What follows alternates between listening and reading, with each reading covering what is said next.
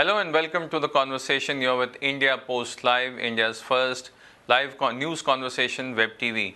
And what we're going to discuss now is, of course, what is happening in the state of Bihar. Ever since the results came out on 16th of May, there has been harakiri, and Chief Minister Nitish Kumar went and gave his resignation to the governor. And since then, there's been a lot of speculation as to whether Bihar is headed for another assembly election, or are we going to see some sort of a realignment as far as political forces are concerned in Bihar. And to talk more about it, I have with me Mr. N.R. Mohanty, Director of the Jagran Institute of Management and Mass Communication. And we also have senior journalist Kanhaiya Belari joining us from Patna to discuss this issue. Sir, I'll come to you first, Mr. Belari. Sir, what is the what is the situation as of now as far as Patna is concerned? Bihar will have another chief minister, and Nitish Kumar has been authorized by the legislatures to name the person can be his successor. Nitish Kumar is going to meet the governor within an hour, and he will give the name of his successor to him, and most probably he will and the next chief minister and a replacement of Nitish Kumar will take both tomorrow morning or day after. But sir, is it a sort of a calculated move, or does it look like drama? Because changing the chief minister, but for what? It is calculated move, and if you talk about the drama, the politics is drama, tragedy, thrills, emotions, everything. You can politics. So it is a calculated move. In fact, Nitish Kumar is preparing himself for next assembly election that is to take place in 2015, and his move is expected as a master stroke. And he has killed several birds with one stroke by tendering his resignation. The day election result has come, Sushil Kumar Modi has demanded his resignation, and the following day, Nitish Kumar tendered his resignation. So the BJP obviously on the back foot. Okay. Sir, as Kanhaiya sir was saying that he wants to kill two birds with one stone, or many birds with one stone. Do you actually see that happening? Well, it's a risky move in a sense. Of course, Nitish Kumar, everyone, the other day I was talking to some Bihar officials in Delhi, the day the elections took place. In that evening, some of them were saying, if you know Nitish Kumar very well, you will see tomorrow he will resign. Oh. They were saying that he is a player of the long term and he understands where his long term interest lies. So he would, I was not very, very convinced that he would resign, especially in a situation where BJP has swept the polls, and in impending election again BJP will sweep the polls. I do not think in 6 months' time he would be able to change the course of the popular sentiment. So that's why I was surprised. But this is a move which he did. But it's a move that I do not know if he wanted actually to resign himself as a leader of the party and somebody else to take his place, then he should not have gone to the governor and tendered his resignation. And now the governor has accepted his resignation. He should have gone to his MLA and said, I take moral responsibility and I don't want to step down and you have to choose another leader. And then they would have authorized him and then he would have named a candidate as his successor. But I do not know why he went to the governor and tendered his resignation. By which, well, it's a calculated move, but Nitish Kumar is pushed to the wall. What does he do? He's with 2 seats. It shows that there is tremendous sweep in favor of BJP, and because even RJD could not do very well. But possibly he will try to wrest the initiative from RJD Congress combined, get the Muslim support base for himself, and provide for himself a better alternative to BJP in the future election. Okay. I'd like to come back to you, Kanhaiya sir. So you mentioned the fact that he's killing many birds with one stone, Nitish Kumar. I mean, what exactly is he trying to achieve by doing this and creating some sort of a panic situation in the past 3 days? Nitish Kumar is a politician of that sort. He knows how to fight back. You know, in if you go back, in after forming the government, he lost the 95 election. He got only 7 seats, and continuously and with by dint of sustained, a struggle against Mr. Lalu Prasad Yadav, he succeeded to oust him in 2012. 2005. So, yeah, to the 2005 November. So he knows that he has done a lot of good things for Bihar, and the people of Bihar have soft corner of him. This escape have again start corner of him, because as people have started talking that this man should stay in power. There is murmuring. If you talk to the people in rural area, I am also from rural area, even the voters, they have started saying, we have not voted against him, we have voted against the Congress, we have voted for Narendra Modi. He is the person who can rule the nation. But Nitish Kumar should stay in the power. But taking moral responsibility, he resigned. He resigned. He feels that his move will again retain power to him. But sir, I mean, by giving his resignation at this point of time, as Mr. Mohanty was saying that BJP is on a resurgent mode. If you have an election right now, assuming if you have an election, then isn't there a possibility of the BJP sweeping through? I mean, isn't that a very big risk that Nitish Kumar was trying to take? No, this election, assembly election, will not be on the issue of Ab Ki Baar Modi Sarkar. Okay. Assembly election will have a lot of local issues also, a lot of faces. Right now, Nitish Kumar is the only face in Bihar who has no family members to groom, who never run after the money, unlike a lot of leaders who are always thinking how to groom their family members, how to run after money. Nitish Kumar is a single face who is totally devoted to the betterment of the people, to the development of the state. Okay, so that's an interesting point that Kanhaiya sir is trying to make. I mean, he's saying that the issues will change if we have a assembly election right now. How far would you agree with him, sir? No, I think, yes, Aji says, Kanhaiya ji says, Nitish Kumar has done a lot of good thing in the state. He has improved its economy, he has improved the infrastructure. And if people really wanted to vote for development, for Bihar's progress, they should have voted for Nitish Kumar. But people were again sucked into the caste community votes. What is, after all in Bihar, there are looted in Tamil Nadu. They were not swept by Modi Sarkar, looted Orissa. They were not bothered about Modi Sarkar. They said, if Naveen Patnaik is doing good work, we'll give Naveen Patnaik, we'll strengthen Naveen Patnaik's hand both in the center as well as in the state.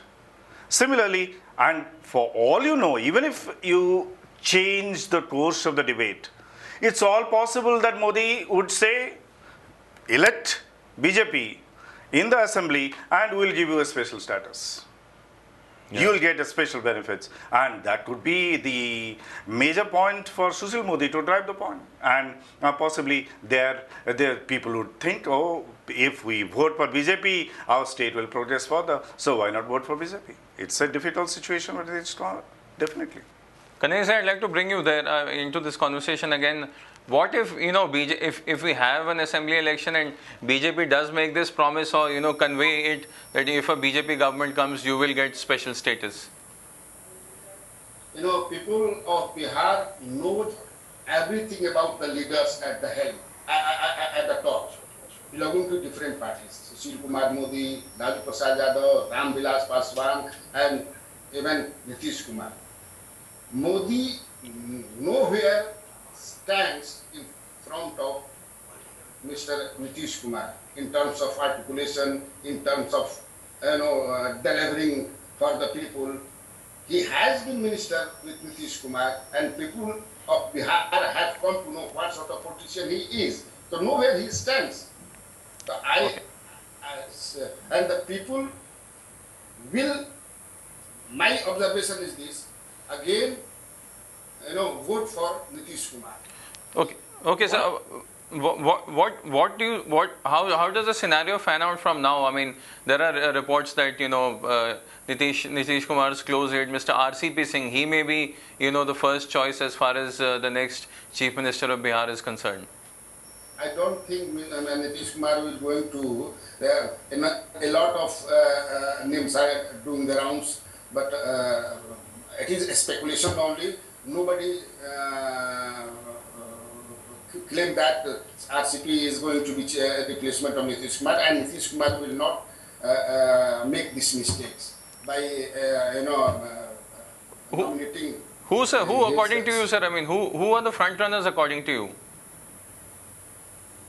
It is very difficult to read the mind and heart of Nitish Kumar on this issue. Okay. It is very difficult. A lot of names are speaker's name, Uday Narayan Chaudhary's name is also in the circle. RCP Sinha's name is also there. Ashish Narayan Singh, the state president, is also in the run. Okay, so that's a very interesting point that Kanhaiya is making, is that you can't read Nitish Kumar's mind. I mean, obviously, how can anyone say for sure whom Nitish Kumar would choose? But Nitish Kumar will certainly not choose RCP. RCP is a greenhorn. Is a bureaucrat. He was a bureaucrat yesterday. He was a friend of ours in JNU. We were together.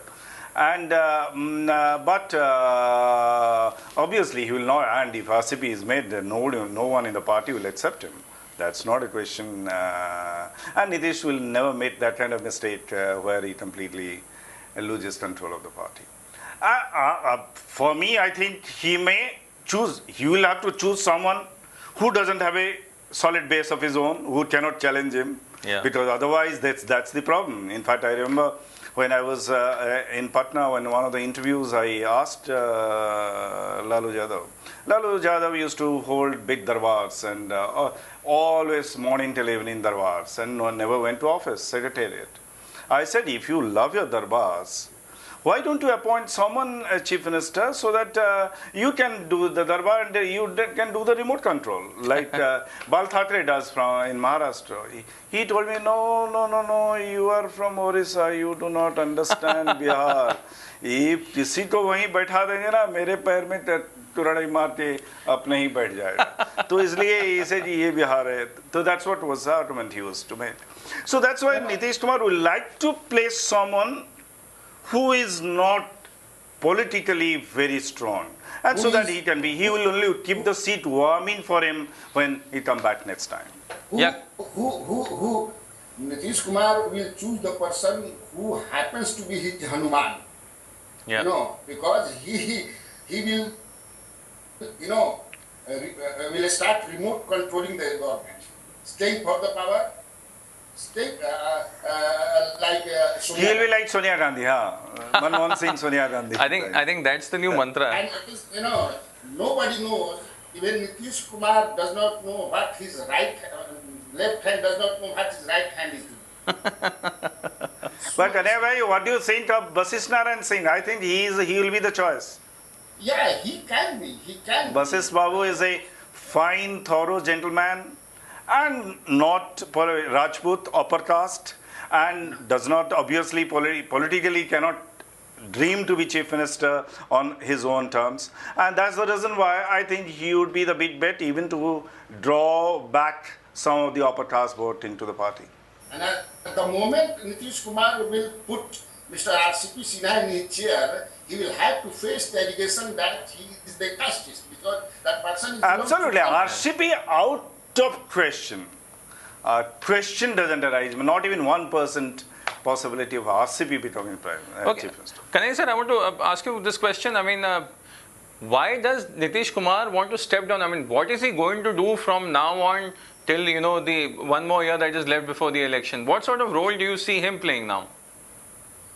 He will, make extensive tour to the state, going to the people, what went wrong with him, I did a lot for you. What YSR had done. Yeah, the yatra he had taken out, yes, sir. Across the state, 2004. reaching to the people to the villages, But panchayat. that did not give him back the job of chief minister. YSR is decimated. No, but YSR actually, sir, took it out before the 2004 election. Before he was chief minister. Yeah, but he that took time a lot. everyone thought he would be the chief minister, the kind of 2-year-long campaign he did. Yeah. But he could not become chief minister. TDP stole the show. So, Kanai sir, what you're saying is that the 1 year that Nitish Kumar has, he is going to remote control the chief minister of Bihar and use his time for an extensive campaign trying to, spread awareness about the schemes and the work that he has done for Bihar. Yeah, what went wrong with him, he is of the opinion that the BJP succeeded in creating polarization, complete polarization between Hindu forces and Muslim forces. Okay. And it succeeded. It succeeded in getting 31 seats. Yeah. So he had the day he, broke with the BJP last June. Yeah. He had calculated that the 70% Muslims vote and most of the 32% of the extreme backward caste votes and Mahadalits would vote in favor of him, but that didn't take place. So, I mean, what sort of social re-engineering, if we can call it, is Nitish Kumar looking at? Nitish Kumar will try to again, to reunite the forces again. Okay. So, Mr. Monty, what sort of re-engineering are we going to see Nitish Kumar doing over the next 1 year if he decides to, move away from government and focus on awareness? No, he cannot afford to do any re-engineering. He had been doing social engineering along with developmental plan because he believes that Bihar does not simply vote on a development plan. Caste is an integral part of existence in Bihar. So that's what would also ultimately play an important role when it comes to the casting of the ballot. That's why he had undertaken both the things simultaneously: excellent development work and excellent social engineering. But as Kanya Bhai was saying, social engineering that he had done failed. Yeah. That Muslims, sizable chunk, believed that the Lalu would be the major bulwark against Modi and went over to Modi. And EBC, extreme backward caste and Mahadalit is a little amorphous concept in terms of, although he gave them a lot of support. In fact, he gave women 50% of reservation. Women as such, or 90% of women should have voted for him, but they did not. So whether he will be able to bring together this coalition was with him when he was part of a larger winning combination. Now separately, whether he will be able to bring these groups which he had nurtured for last so many years into his fold without getting back into the fold of BJP or the Congress RJD is a difficult challenge. But possibly 1.5 years, 18 months is a long time, and you don't know politics, lots of things change. And possibly he is depending on that. Some major change, some major accusations against BJP might happen in 18 months. You may come with a huge majority, but 6 months, 1 year down the line, some issue may crop up and completely destroy your credibility and pull the carpet from under your feet. As you mentioned about Jagan Reddy, I mean, he was the kind of reaction he was getting. So let's have a look at a graphic of the current composition of the Bihar Lok Sabha and what it looks like. And is the Nitish Kumar government, will they be able to, sail through properly? I'd like to ask my producer to put that graphic out whenever he has the time. I think it's going to take some, there it comes. That is the current position of uh, Bihar. So I think more or less the government will be safe. If we can go to the next graphic of the kind of results, I mean, we saw in the 2014 Lok Sabha elections, how this whole equation changed. We've seen out of the 40 seats, there you go, I mean, 31, that's the lion's share of seats going to the BJP. The others just reduced marginally. In fact, Congress getting 2, I mean, it's 2, 3, 4. It's like reading numerical. So, I mean, so this change, I mean, I think perhaps this change is the reason why, Nitish Kumar, Mr. Monty, do you honestly believe that over the next 1 year or 18 months, Nitish Kumar can, somehow change this sort of graphic? No, unless there is some major calamity happens, major scandal erupts, a major internal dissension takes place. Advani comes out bursting open and Sushma Swaraj walks out of the cabinet. Some such dramatic event happens where BJP's credibility is badly hit. In that case, possibly it will be possible for Nitish Kumar to regroup. But otherwise, I think with Modi being a hands-on Prime Minister and would force so much issues in motion, and if he is not actually torpedoed in any other way, it's very difficult to regroup people and take it out of his fold immediately. Okay, Kanhaiya sir, I mean, Nitish Kumar is going to face, someone like a Narendra Modi. I mean, when the alliance broke, no one thought that BJP will get more than the 16% vote share that they held, approximately 16% vote share. But we've seen, the kind of polarizing election we've seen. Do you honestly believe that, over the next 1 year, 1.5 years, Nitish Kumar can actually turn things around? This election, earlier I told you, for the Delhi, and the people didn't vote for him because they thought if they vote for Nitish Kumar, he will support Congress party in Delhi. Okay. But here in Patna, for the Patna assembly elections, the situation will be changed. They will vote for him, for his chief minister, to make him the chief minister. So there is no question, because he has delivered here. Staying in the power, he has delivered. And by remote controlling, he would have a lot of time to move around and reorganize the lost ground. Okay, okay. I spoke to some of the religious leaders of the Muslims. They are repenting. In fact, media had also played a vital role to making them believe that my combination is bouncing back. My combination is bouncing back. So they got illusion and they voted Lalu Prasad Yadav combination. But that is not going to happen during the assembly elections. So what Kanhaiya sir is saying, that the Muslims, they may prefer to choose Nitish Kumar now if we have an assembly election.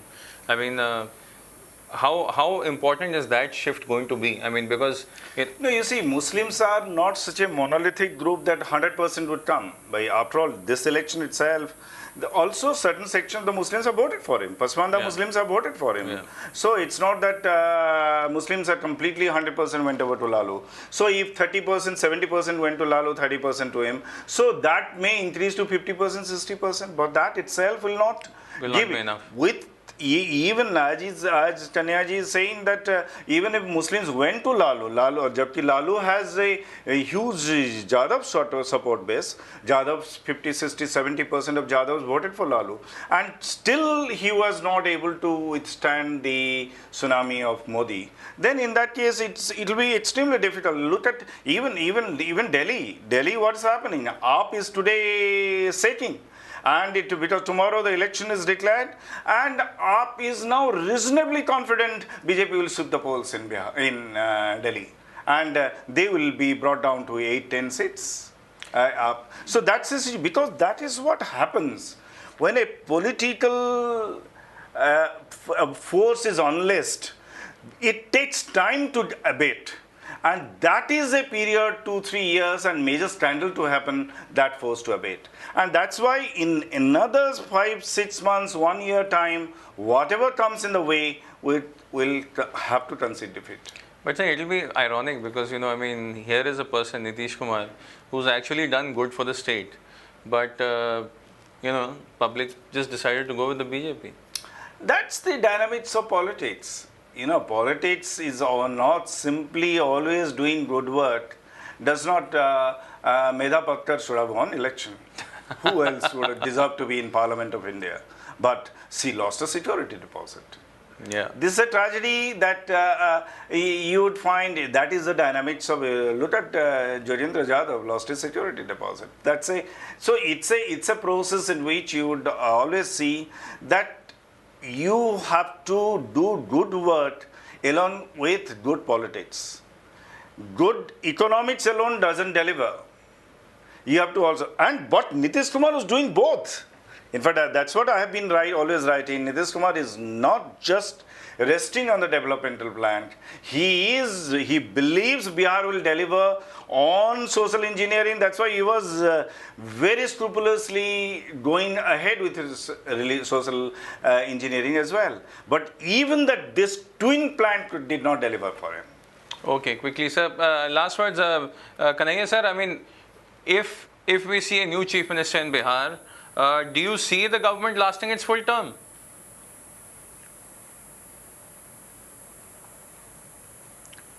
Kanhaiya sir, if you can you hear me? Yeah, I am hearing you. It is difficult to predict right now, but the BJP will try its best to ensure election as early as possible. Because if election takes place within 6 months, the BJP may have calculated that it will gain out of that. And if it happens on the time it is to be held, election is going to be held here in Bihar in November next year, by that time, a lot of things will take place. Maybe the Modi government performance, and Modi charisma will start shifting. It will help Nitish Kumar. So, but I am of the opinion that it is not going to happen, that the election, because Lalu also does not want election right now. Okay, he has also 23 or 22 MLAs. But are you ruling out the possibility of, some of the disgruntled JDU MLAs actually resigning and helping, the BJP to get this government gone? It might happen, but after government formation, because they are, MLAs are trying to become the part of the government, but only 35 or 36 MLA will be accommodated in the ministry. So, it will prevail among them, and they might, Okay. Okay. Sir, your take. I mean, do you see this government lasting a full term? I doubt, as Kanhaiya was saying, that the BJP will certainly form in trouble because it lies in the interest of BJP. BJP will not form a government with defectors. That I am sure. Like in They'll Delhi, just trigger a few resignations or something. They will trigger the resignation for the government to fall so that a fresh election is announced. Exactly. They will not take those 1/3 people who will take breath away and then join hands and form a government. That they will not do. They would obviously like a fresh mandate, and that is what they would do. And for that, some of the MLAs who are there, who in especially the seats in which BJP is not there, BJP will welcome this. By you would become our candidate in the MLA, like in the Lok Sabha they did. Ram Vilas Paswan and others, Ram Vilas was begging for 7 seats from these people. They gave happily 7, and possibly if Ram Vilas would have asked for 8, they would have given 8. Because they didn't have those candidates, they were in the JDU. So that's the reason why here also they do not have candidates. They will all give to these people. So, and many JDU MLAs may think if we switch over to BJP, then we have a greater chance of getting elected. And so it's much better resign here, let the government collapse, let a fresh election come, and we will contest on BJP ticket. And that would obviously give a better advantage to these people and to the BJP as well. And in that situation, I find it extremely difficult for Nitish Kumar to hold his fort. Okay, so thank you so much for joining the conversation.